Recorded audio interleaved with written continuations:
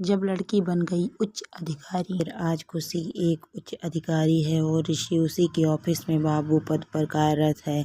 ऋषि को खुशी मैडम के सामने सम्मानजनक व्यवहार प्रस्तुत करना होता था। उससे बड़ी कोफ्त महसूस होती है जब वह खुशी के केबिन में किसी औपचारिक कार्य से जाता। उसका ईगो बार बार हर्ट होता है कि जिसका उसने तिरस्कार किया है आज वही उसे ऊंचे पद पर सेवायत है। रह रह के अतीत की स्मृतियां ऋषि को घेर लेती। ऋषि के पिताजी नवीन और खुशी के पिता मुकेश दोनों ही पक्के मित्र थे। इतने पक्के कि घर भी दोनों ने मिलकर एक ही पास बनाया। दोनों के बच्चे भी साथ खेल कूद कर ही बड़े हुए। नवीन का बेटा ऋषि और मुकेश की बेटी खुशी साथ साथ ही पढ़े। दोनों परिवारों में अच्छा खासा मेल मिलाव बना हुआ था। बच्चे बड़े हुए तो दोनों ही परिवारों की मानसा थी कि ऋषि और खुशी का विवाह कर दिया जाएगा। मन ही मन रिश्ता पक्का सा था, बस औपचारिकता मात्र करनी थी क्योंकि अभी ऋषि अपनी तैयारी कर रहा था प्रतियोगी परीक्षाओं की। दोनों परिवारों का मन था कि ऋषि की नौकरी लग जाए तो विवाह कर दिया जाएगा।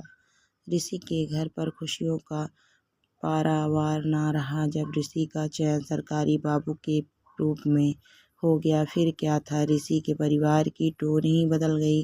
गर्व और घमंड में परिवर्तित होने लगा। नवीन का परिवार मुकेश के परिवार से उपेक्षित सा व्यवहार करने लगा। ऋषि के लिए अब बड़े घरों से रिश्ते जो आने लगे थे। लड़का सरकारी नौकरी पर जो लग गया था। कहावत है ना, सरकारी नौकरी सरकार के दामाद जैसा ही होता है।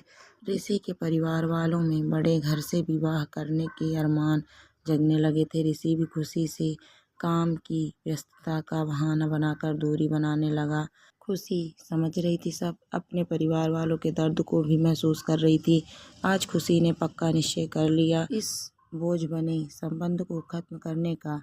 खुशी ऋषि के घर जाती है तो सब उसे कन्नी से काटने लगते हैं। खुशी कहती है, मैं यहाँ आपसे कुछ लेने नहीं आई हूँ बल्कि आज़ाद करने आई हूँ आप सभी को इस रिश्ते के बोझ से। अच्छा हुआ तो गिरगिट की तरह रंग बदलने वाला इंसान जो मेरा जीवन साथी ना बना। भगवान जो करता है अच्छा करता है। जो समय रहते ही मुझे आप सब लोगों की असलियत मालूम पड़ गई। अगर विवाह के बाद यह सब हुआ होता तो आप लोगों का असली चेहरा छुपा ही रह जाता। ऋषि के परिवार वालों पर घड़ों पानी पड़ जाता है। खुशी तेजी से ऋषि के घर से बाहर निकल जाती है अपनी मंजिल को तलाशने जिसका रास्ता किताबों से गुजरता है। खुशी अपने परिवार की तकलीफों को समझती। उसने दिन रात एक कर दिया किताबों की दुनिया में।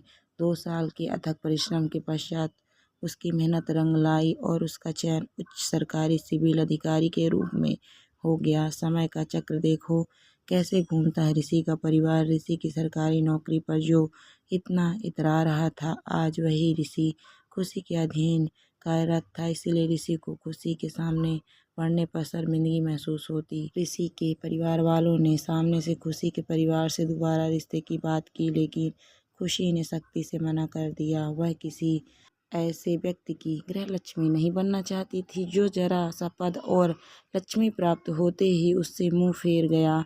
बेटियां कन्या रूप में स्वयं लक्ष्मी होती हैं और विवाह के पश्चात अपने घर को संभालने के साथ साथ बन जाती हैं वह गृह लक्ष्मियाँ जो संभालती हैं, सारे दायित्व निभाती हैं, विभिन्न प्रकार के रिश्ते भरती हैं। रिश्तों में समरसता और मिठास बिल्कुल दिवाली की मिठाइयों की तरह।